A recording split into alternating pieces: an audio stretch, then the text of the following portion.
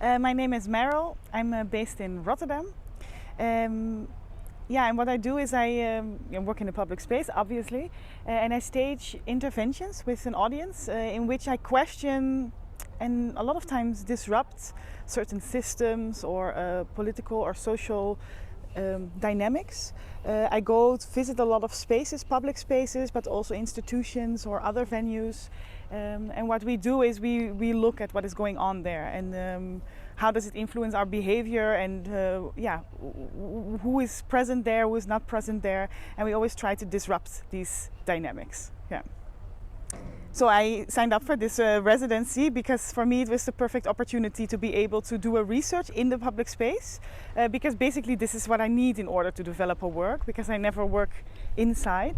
When I came to Copenhagen I started working around the politics of waiting. So I was very interested in waiting spaces and where we wait. And then not necessarily wait for the bus or wait for the train because this always brings us somewhere. So this has a very clear goal or we get something out of it. But more the unproductive waiting. So the waiting that doesn't give us anything. So what I did is I visited a lot of laundromats. So places where you do your laundry. Because waiting for laundry, we see this as very unproductive. And it's a task that is diminished to very useless, it's tedious.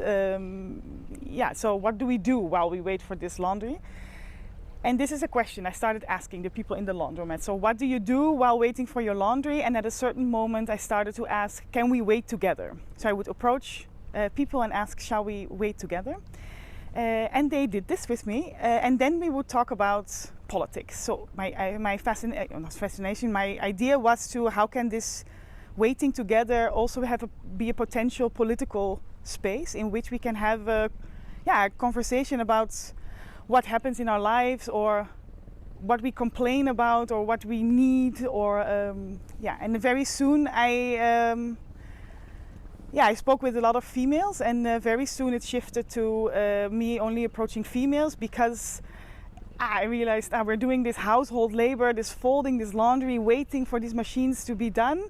And in the meantime, we talk about feminism or the pay gap or why we got fired or why we cannot still not sustain ourselves alone without a partner. Or these were very powerful conversations. So then the project shifted more to a feminist project in which we would do our household labor together and talk about these female politics and what this means. And this is also how we used to do these tasks together. So back in the days we would do laundry together, we would cook together, and a lot of activism and things would exist there. And now it has become a solitary act, we do it alone. And of course there are a lot of men doing these laundry, so it's not at all a project about how many men do their laundry and how many females do their laundry. But of course, it is an act that has been done by females for a very long time and has also been seen as this unproductiveness. So the fact that I was doing that with other females while having super empowering conversations, this was really strong. I cannot describe, I felt it. Like the whole laundromat would move around us having this talk in the middle of the space. Yeah, what was really interesting is, of course, that I started approaching strangers to wait with them, and everybody told me that the Danish people are very reserved or are very much on themselves, which I completely believe is true. But I didn't get one rejection of this question, which was very beautiful actually. But they also all told me, I am someone who really likes this, but a lot of Danish people will not like this. So it was very interesting how, apparently there is this idea that the Danish are very on themselves.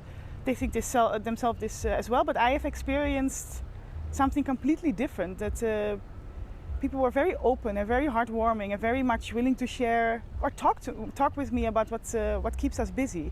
So I felt very welcome in that sense. So what I did, I left a trace in all of the laundromats in which I created a guide for how to wait for your laundry. And it tells you how to wait, basically, or how to be available to have this conversation, but also how you can use this sentence of, shall we wait together? And I modified these notes according to the style of notes that were already there in the laundromats. And this is, of course, a proposal to anyone who comes there, to change the time of waiting or do something else with it. So this is what I left all over the laundromats in Copenhagen. And of course, with this kind of work, it is kind of open source. Others can use it also, can photocopy it, can hijack the note again. And I've already given other people also the notes who will then put it up in their laundromat. So yeah, I think it has the potential to travel the world in that sense by itself without me being there. In this project I'm very curious to take it to other cities in that sense, or to add more waiting spaces to it. So I now focus much more on the laundromat, but there are much more spaces that have this very unproductive waiting that doesn't give us a result, or is very inefficient.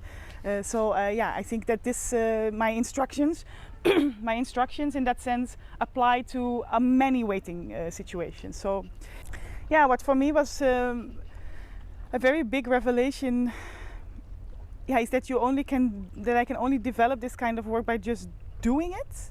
So it's not so much me sitting inside thinking about what I'm going to do, but I really was a lot of time out there, and I spent a lot of time in these laundromats washing my clothes and overwashing my clothes and drying it and drying it and drying it, to really be in that space to develop the thoughts about it. Like I wouldn't have developed it if I wouldn't have spent so much time in these laundromats, because what happened there and my experience there really informed me about what this work should be, or what was